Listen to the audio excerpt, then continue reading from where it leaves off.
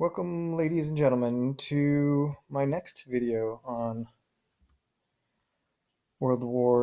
the World Wars, and the comparison of them as we move on to the home front. So, the things that people did back in the United States to support the war effort were extremely important for the victories that the United States had in both World Wars One and Two, and there's a lot of similarities between these two wars in regards to the type of things that happened back at home.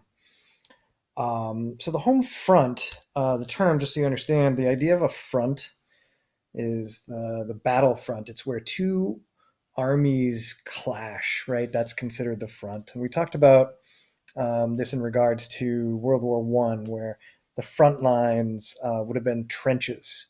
And for the Germans, they have a front on the west where they're fighting against the British and the French and ultimately the Americans. And then on the other side, the Eastern Front, they have the Russians, right, on the other side. So um, people will often refer to the place where the fighting's taking place as the front. But then there's also the home front, and it's called this because it is equally important as the actual front, because if the soldiers don't have what they need to succeed, then they, will obviously lose this war. And of course, one of the things we need first and foremost is soldiers. So both wars had a draft, and World War One is where the Selective Service Act was passed, which still to this day requires males aged 18 and older to register for any possible future draft. And anytime I talk about the draft in class, there's lots of questions that come up about this. And the um, idea that you have to go and fight for your country is pretty controversial, and a lot of people resist this idea. And that happened. It was true for the Civil War. It was true for World War One. It was true for World War Two, and so on. And especially true in Vietnam, as you may be aware, and we'll talk about that when we get to it. So don't forget, gentlemen, when you turn 18, you got to register for Selective Service. You can do this online, or you can do it at the post office. It's very easy to do. If we weren't doing remote learning like we are, I would probably kick off a little discussion for the class about uh, the relative merits of women being in the draft and whether or not they should be in the draft. I'd be curious to hear what your thoughts are. So think about that to yourself for a moment. Should women be made to register with the Selective Service, and should they uh, be forced into a war if and when we revive the draft? Hopefully, we'll never have to do that. Okay, so how do you pay for wars? Well, in both wars, we're going to spend way more money than we've ever spent before, and that was true for World War One. We spent something like $30 billion, which was an extraordinary amount of money back then, and we're going to beat that with World War Two. The government is going to sell what's called Liberty bonds.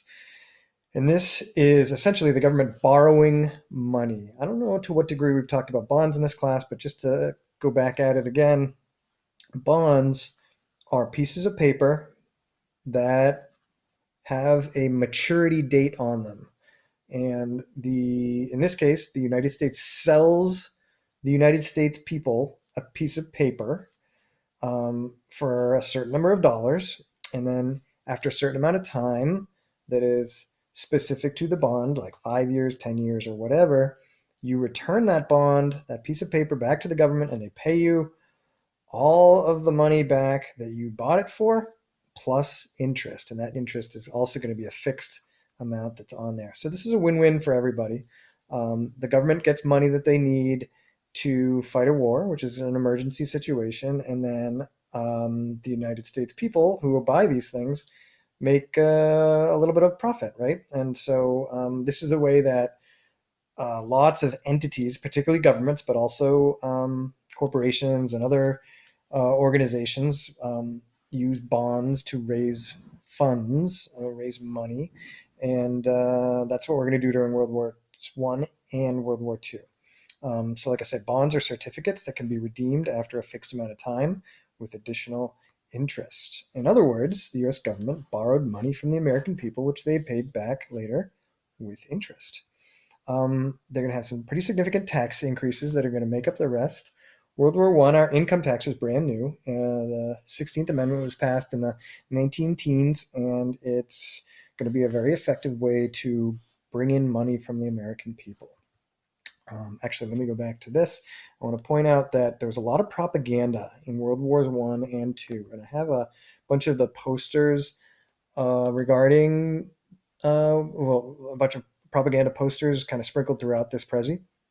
And so, going over the top was the phrase that people used for when someone would, or when a whole lot of people would charge out of the trenches all at once. They'd go over the edge, over the top of the trench and go charging across no man's land, like we talked about, and try to get to the other side. So, the idea is that this guy is going over the top for you. So, you should buy US government bonds in the third Liberty Loan. This is like the third iteration of the Liberty Loan. This also is a piece of propaganda saying help crush the menace of the seas by buying Liberty bonds. As you probably would guess, this bloody arm and knife represents a U-boat. And then, of course, up here, this is another one from World War II. It says, keep this horror from your home, invest 10% in war bonds, back up our battle skies. So there was an expectation that you would spend 10% of your income on Liberty bonds. That was kind of your patriotic duty, is to invest in Liberty bonds and help the government. One of the things that you'll notice from especially the Japanese, but also it's true of other people in propaganda, is that they dehumanize the enemy, make them look like a something that's not quite human. That then this is obviously not what normal human teeth would look like. It's more of a monster kind of look. Anyway, so we'll take a look at that as we move along.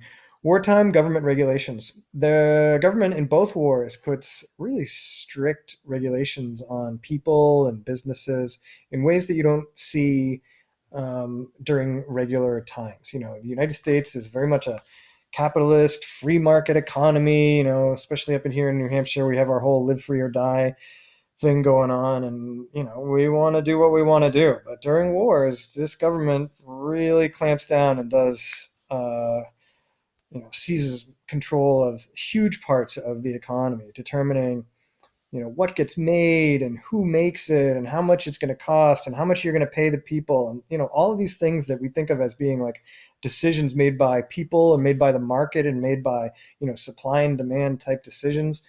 All of that stuff is done by the government because they need to focus on making sure that they have enough of what they need: planes, tanks, bombs, bullets, guns, bandages, you name it, hand grenades, everything that you'd need. And you got to have all the materials that you need to make it. You got to have the rubber and the glass and the aluminum and steel all in the right places in the right factories in order to make all the stuff that you need. They're going to control industrial production, prices, wages, and who gets what materials. The public was rationed food and fuel. You couldn't just drink as much coffee as you wanted. You couldn't, bake as many cakes as you want because coffee was rationed. Sugar was rationed. These were kind of luxury items that you really would have a hard time getting your hands on. Anything that wasn't made for war was kind of put on a back burner, right? So it was very hard to come up with. And of course, like I've been mentioning, propaganda is going to promote public participation. Say that 10 times fast. Propaganda promoted public participation. One of the things that they're going to do is, as you can see in this propaganda poster, school gardens. People are saying, hey, grow a garden to raise your own vegetables so we can conserve veggies and make sure that there's enough for the soldiers. And this is the time period where we decided to put in daylight savings. As you guys are, I'm sure, acutely aware, we just did our last time change, and that really messes us all up. This is when we did daylight savings for the first time. Turn off the lights so that we can save coal for producing energy for the troops and so on and so forth, right? Propaganda, like I've been kind of hinting at here, there's a lot of propaganda in both wars. The definition that I found for this, which I like, is the organized dissemination of information, allegations, etc., to assist or damage the cause of a government, movement, etc. I like this one. This is cool. This is my kind of definition. It's basically a government advertising campaign designed to sell its ideas. In this case, hey, conserve food, ladies and gentlemen, conserve food. I have here just a variety of kind of interesting um, propaganda from both wars. So this is World War II, obviously, because it's Japanese. As you can see, again, we're dehumanizing. This is made to making a Japanese person look like a rat. This is a World War One era one, I'm pretty sure, and this is a German who's supposed to be an ape man carrying, a half stripped woman, and who knows what kind of terrible things he's going to do to her, to the United States, and so on and so forth. This was a common phrase from both wars. Loose lips might sink ships. The idea is that if you say something out loud in a cafe or a bar or a restaurant or something like that about your cousin who's leaving on a troop ship from New York on the 5th of May, something like that, a German spy or Japanese spy could potentially hear it, and they would send their U-boats out there to be there right at the right time and sink it. Here's another one. Again, dehumanizing the enemy. I think that you can agree that this is not what Japanese people really look like, and they really go kind of overboard with the making it all. You can see people hanging in the background. This is definitely a naked woman, which leaves to the imagination. What do you think Japanese people are going to do if they get their hands on American women? This is a dude bayoneting a guy who's got his arms tied behind his back in the background. Really kind of making the Japanese look like monsters. Um, and you know what? I had this in a different part of the presentation before because this really should go with my selective service. I don't know why this got over here. But here we have the classic Uncle Sam poster, which you guys are probably familiar with. Here we have another kind of Liberty Bonds ones. What else are good, worth taking a look at? This is one of my favorites. Where you ride alone, you ride with Hitler. Join a car sharing club today. That's a clever one, right? Trying to get people to carpool, conserve gas. Otherwise, you guys are giving Hitler a ride. And then, of course, you want everybody to be jealous. My daddy bought me a government bond of the third Liberty loan. Did yours, etc., etc. So, lots of bond buying propaganda posters. All right, what do I have next? That is actually going to be a good stopping point. So, marginalized Americans in the World War kind of touches a little bit on both the home front, but also stuff that was going on in the war. So, I'm going to take a break there.